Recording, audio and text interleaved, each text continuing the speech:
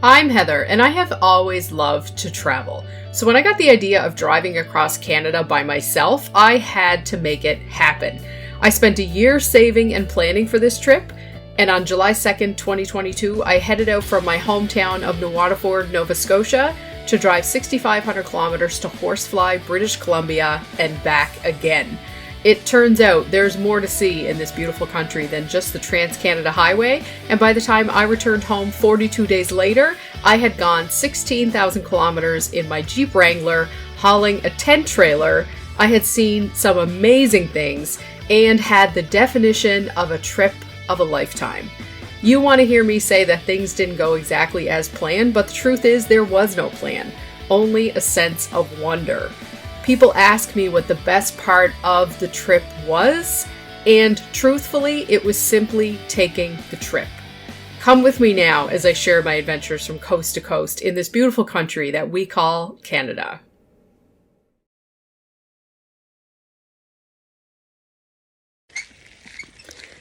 A long time since I felt like an actual bag lady.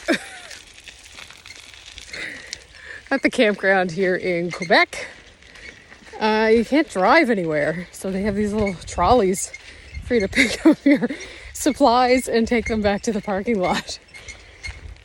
Crazy. Beautiful campground though. I'd tell you what it is if I could pronounce it, but that's not happening. Beautiful day. Gonna unload the wood into my car and then bring back the trolley and then have a relaxing evening.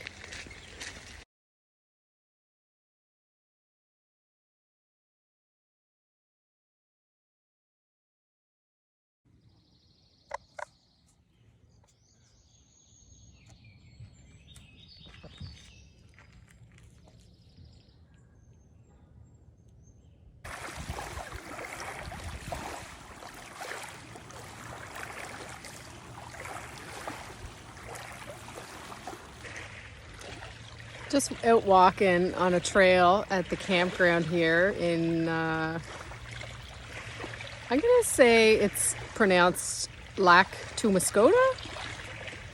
No idea.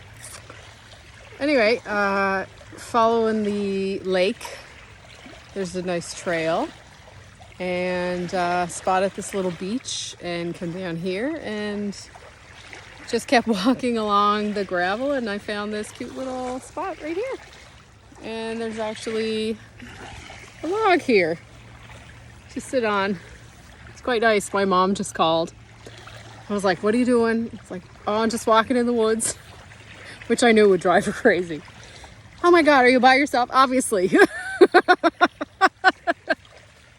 I didn't pick up any hitchhikers along the way, Mom, so I'm definitely by myself.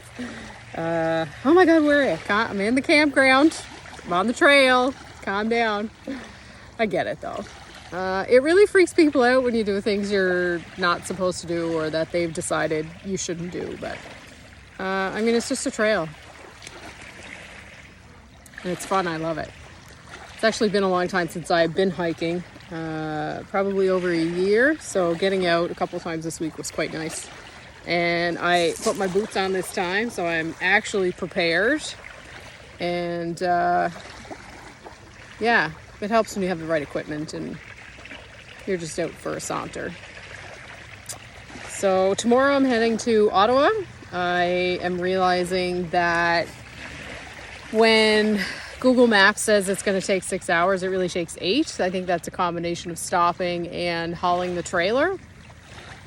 And yeah, so I have an 8-hour drive, which really means a 10-hour drive. So tonight I'm going to pack everything up at the campground, except for what I need in the morning, and then just be ready to break camp really quickly. And well, I'm not rushing, but based on my timeline, I'll probably drive through the worst parts right at the worst times, but it's fine. I mean, I couldn't have really realized to the time it was going to take me. I think initially when I booked this campground, knowing that I was going to go to my cousin's house, that I thought it was 7 hours, but it was 7 hours and 58 minutes. And now I'm realizing that it's more like a 10-hour drive. So I'm just going to take my time once I get on the road, find a Starbucks. My rule now is I can have Starbucks on travel days, and I'm making my own coffee in the camper, which is not the best, but it's good enough. Like, I have one sitting at the camper now, chilling, so I can have it when I go back from my hike. But on travel days, I get to have Starbucks as much as I fucking want. But other than that, I mean, everything is going really well. The funniest part is I feel like compelled to do things, but there's really nothing to do. So it's, yeah, I think it's going to take me a few more days to get used to the idea that I don't have to be somewhere, or I don't have to do something if I don't want to do something. This morning, I just sat in the camper and watched some movies, and yeah, and then I headed out for this little hike. So now I'm going to head back and see what else I can find. I'm dying to use my Tommy Bahama chair, which I know sounds really funny. Like, this beach would have been the perfect place for it.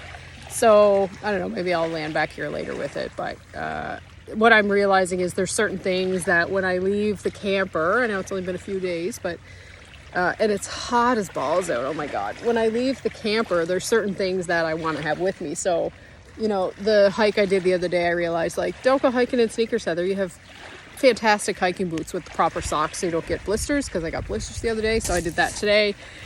Taking my hiking stick with me. My husband got me these great hiking poles that are pretty great, and they're adjustable. I was thinking on the hike, like, oh, I should like sharpen the end of it, so I'm like Archer with his cane. If you watch Archer, you'll know what that means. And yeah, and then realizing, like, you never bring enough water, and you don't need the food you're lugging around, because, I mean, these are groomed trails. You just turn around and go back the way you came. You're not getting lost. But definitely, you know, wanting to have things that, like, I could jump in the water now. But then, like, I don't have a towel, and I have to sit here for a while to dry off. But I think as I keep going through this trip, I think, you know, those kind of things will be totally fine, and I'll know to take more equipment with me when I leave. I think the bag will get bigger and bigger, but anyway, I'm gonna go because it's really hot here, and I'm kind of tucked away. It's pretty nice, actually. I'll show you the lake. It's quite beautiful, and there's nobody on it. I'm guessing maybe it's actually quite windy today, although I can't tell because I've been in the woods all day. But I don't see anybody kayaking or sailing or anything. Usually you do on a lake like this, so I'm assuming it's too windy. But anyway, I'll check in later.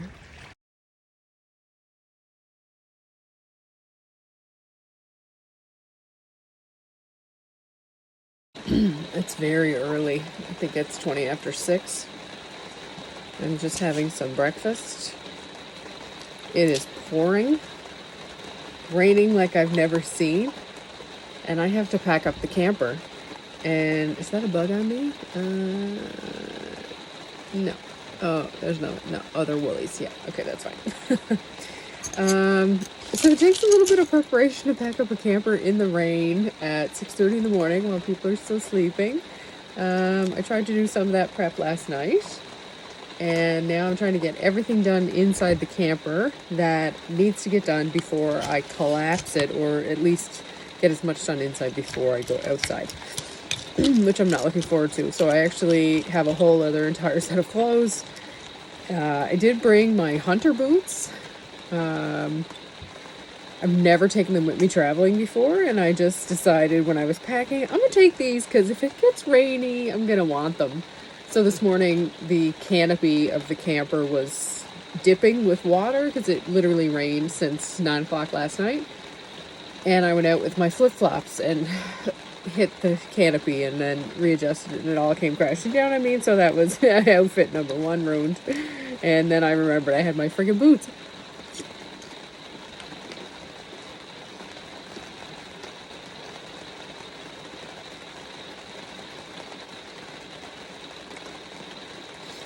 So when I'm done eating, I'm gonna get everything done inside, and then take everything to the car, and then start collapsing it. You're not supposed to put a camper away wet, but I have no choice. Today's travel day, and actually it'll have to sit all for the rest of the day because I'm visiting my cousin in Ottawa, where there's probably nowhere to put it up to let it air out, so I'll have to do that tomorrow at my uncle's house in Pembroke. So I want to make sure that it's put away properly so that the water's not seeping inside once it's sort of collapsed on itself, because it's a tent trailer. So that's my morning update. Okay, so it rained all night long. Today is Wednesday. It rained all night long, and I went to bed last night knowing I'm gonna have to get up and pack up the camper, the trailer in the rain. And so I did most of the work last night because there was nothing else to do because it was raining. So I packed up most of the trailer last night and then get up this morning, and it was pouring. And I said to myself, okay, I want to be on the road by 7:30. I have basically a 10-hour drive today, and I say basically because the GPS Google Maps tells me that it's 7.5 hours, but I know for sure it takes a half hour to get out of this park.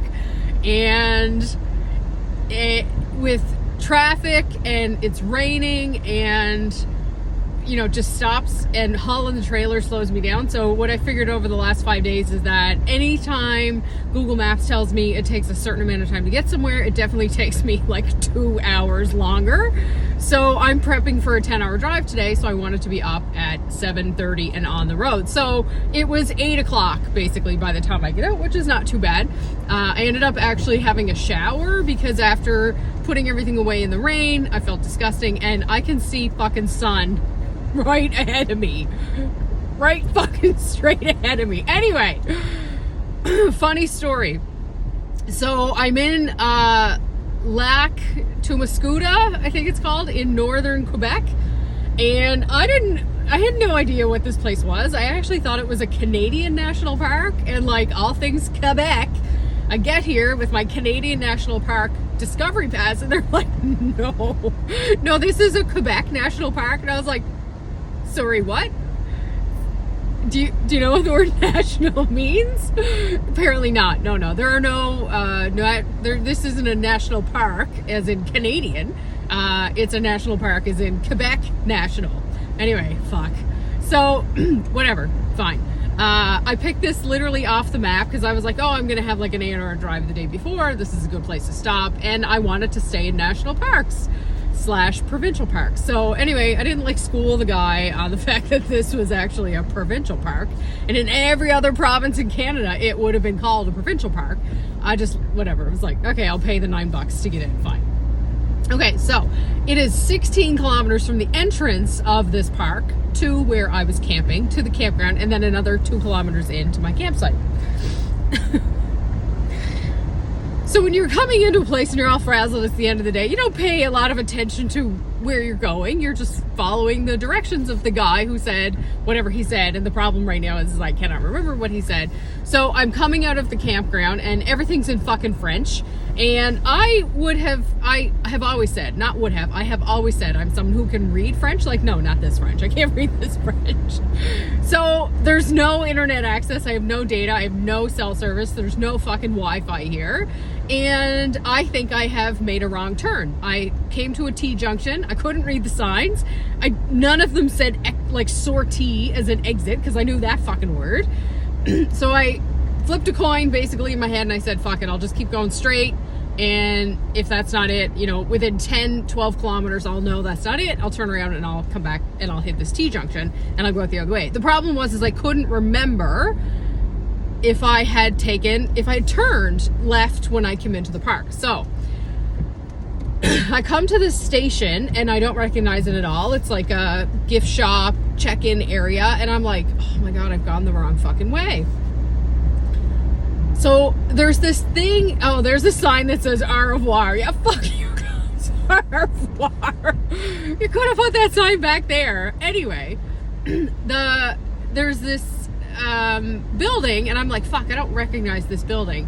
And in the camping world, there's this acronym called GOAL, GOAL. And GOAL stands for Get Out and Look. So I'm like, fuck, I'm literally out with the phone, trying to get a cell signal so I can get a pin on the map to see where I'm at. And I walk into the building. They don't have Wi-Fi. The place is closed, even though the building is open. There's actually no one at the desk. And I can't get a Wi-Fi signal. So I'm like, fuck, okay, there's a sign up, 100 meters up the road. I'll walk up and read that sign. So I walk up and read that sign, and it says Lake something. And I have a paper map that I was scrapbooking.